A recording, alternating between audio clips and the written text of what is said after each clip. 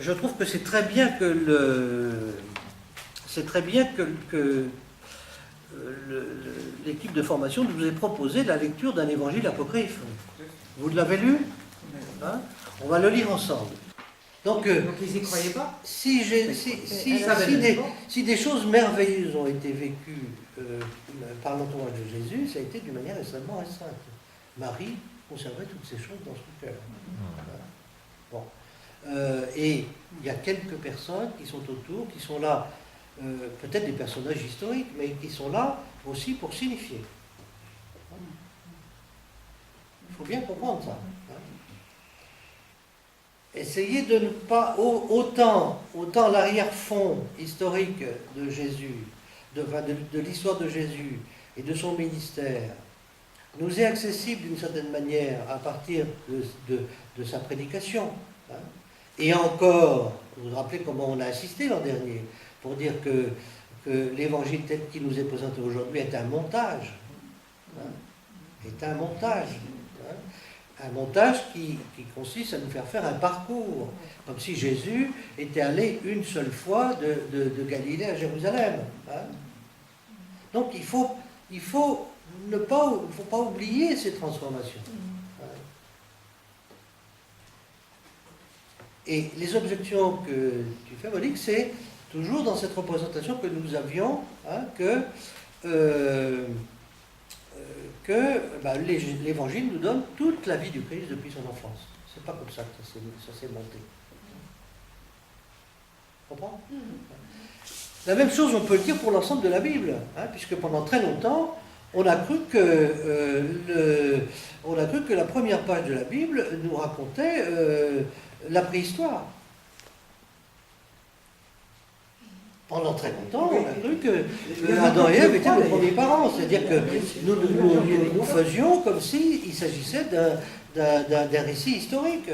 Et encore peu de temps avant la guerre, le magistère romain rappelait à tous les catholiques qu'il fallait lire cette première page de la Bible comme une page d'histoire. Donc, ce travail sur nos représentations, il s'est fait et il doit continuer à se faire.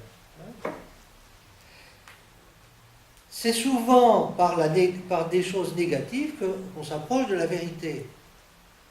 Alors, ça démolit des choses, hein, dans notre esprit, parce que les représentations, c'est aussi rassurant, on les met en cohérence les unes avec les autres, mais quelquefois, on approche de la vérité en démolissant nos représentations pour aller vers une vérité plus profonde. Donc, nous allons lire ensemble ces évangiles apocryphes.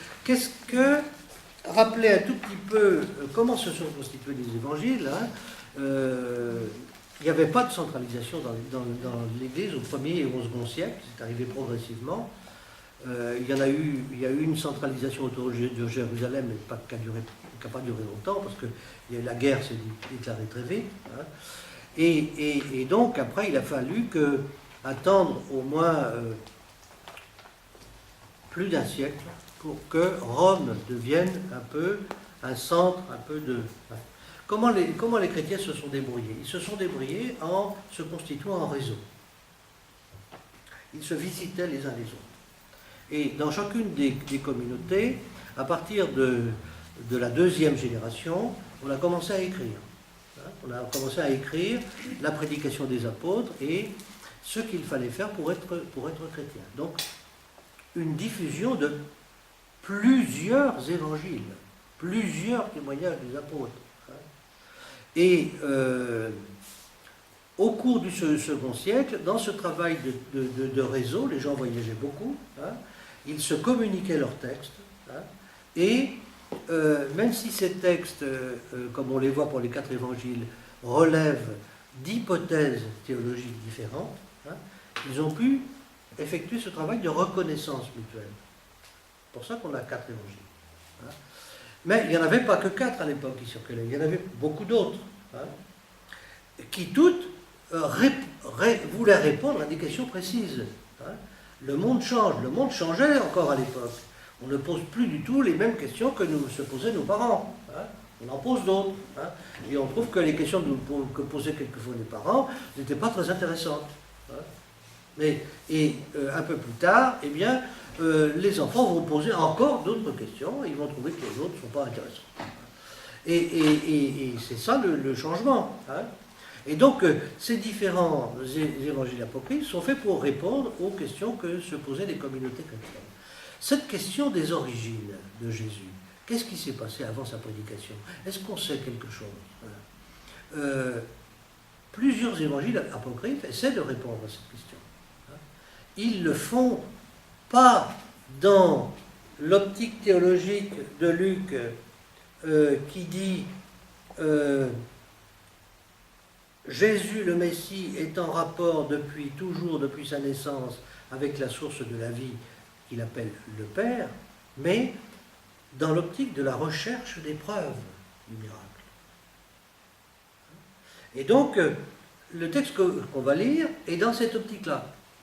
Cette optique où dit, mais si les chrétiens, il faut que vous croyiez au miracle, c'est ça le plus important. La preuve, c'est qu'il y a des sages-femmes qui ont constaté le miracle de la virginité perpétuelle de la Vierge Marie, et donc de la naissance, de la conception et de la naissance miraculeuse de Jésus.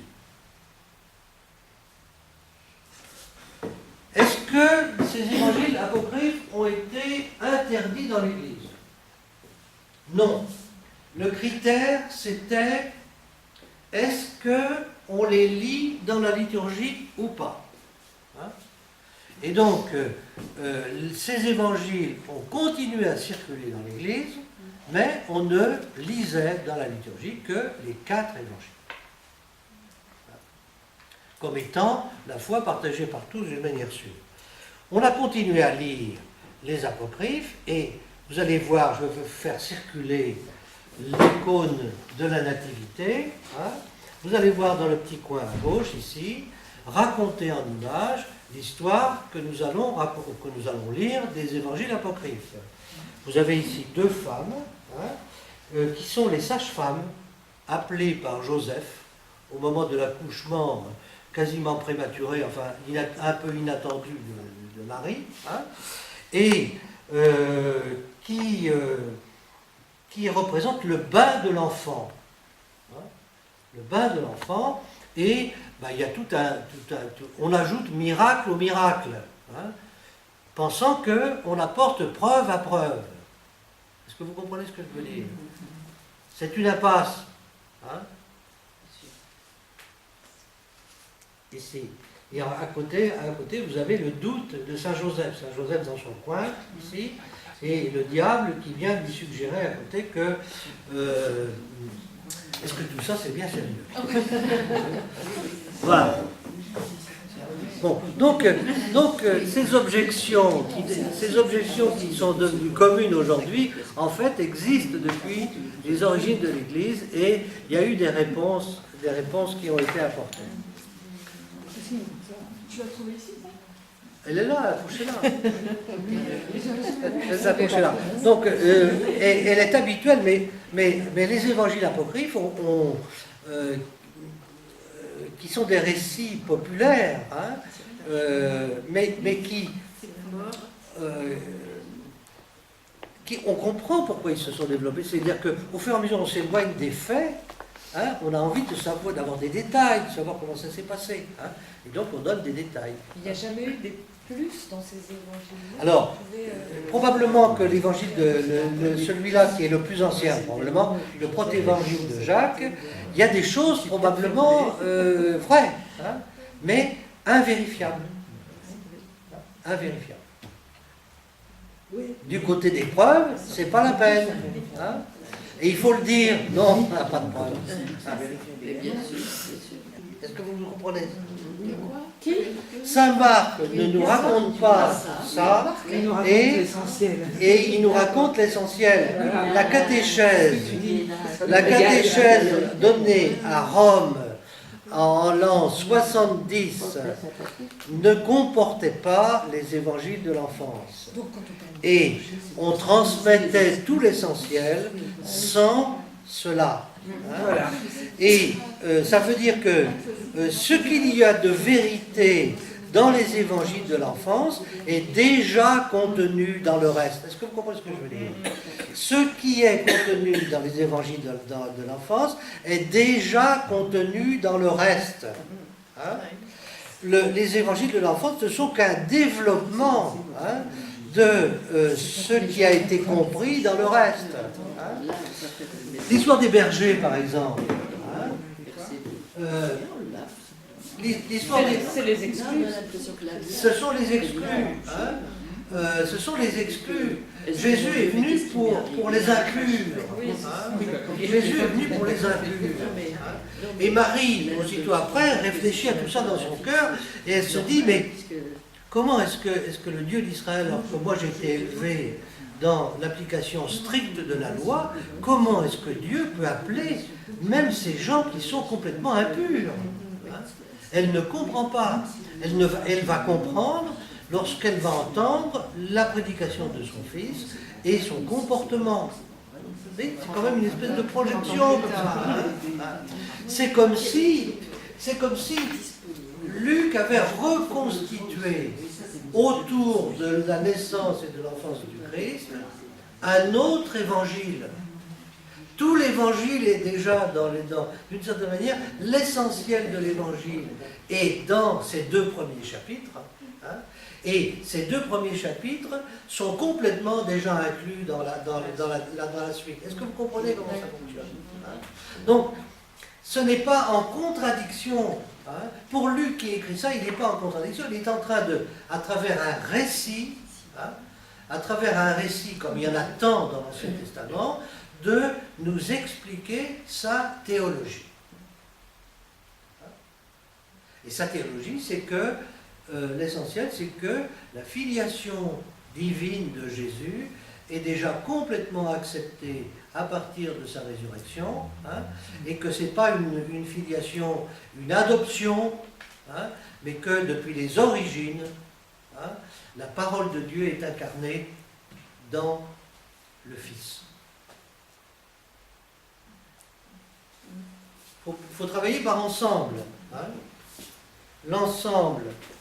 Et Saint Matthieu, c'est la même chose. Saint Matthieu, il va reconstituer un peu son évangile autour de l'enfance de Jésus, mais selon une autre hypothèse. Hein? L'hypothèse de Saint Matthieu, c'est que Jésus, il accomplit complètement l'histoire d'Israël. Hein? Et même Jésus va en Égypte. Hein? Comme le peuple était allé en Égypte. Vous voyez? Hein? Bon, c'est simplement hein? Mais nous ne sommes pas habitués à penser comme ça, nous. Hein? Parce que nous ne pensons pas par ensemble qui sont intérieurs les uns aux autres, comme ça. Hein? Nous n'enrichissons pas notre pensée de cette manière. Hein? Nous l'enrichissons en multipliant les termes abstraits, les concepts que nous inventons, d'ailleurs souvent au fur et à mesure dont nous en avons besoin. Hein? Ces gens-là ne travaillent pas comme ça, ils travaillent en constituant des récits. Par contre, moi je suis épatée, l'esprit a dû les aider, mais les évangélistes, ils n'avaient pas le recul qu'on a, et moi je suis soufflée de leur construction et de leur analyse. Alors, c'est l'hypothèse sur le... Oui, c'est fou ça. Je me dis, les évangiles ne sont pas des improvisations. Ce sont vraiment des constructions littéraires. Hein, parce que pour intégrer tout ça, hein, pour intégrer le fait que la véritable origine de Jésus, la véritable matrice du Messie, c'est Israël tout entier. C'est ça qu'il dit. Est-ce que ça va contre le fait que Jésus est né du sein de la Vierge Marie? Pas du tout. Parce que Marie est présentée par l'ensemble des évangiles comme la fille d'Israël par excellence, celle qui a parfaitement compris le dessein de Dieu par rapport à Israël. Elle résume Israël.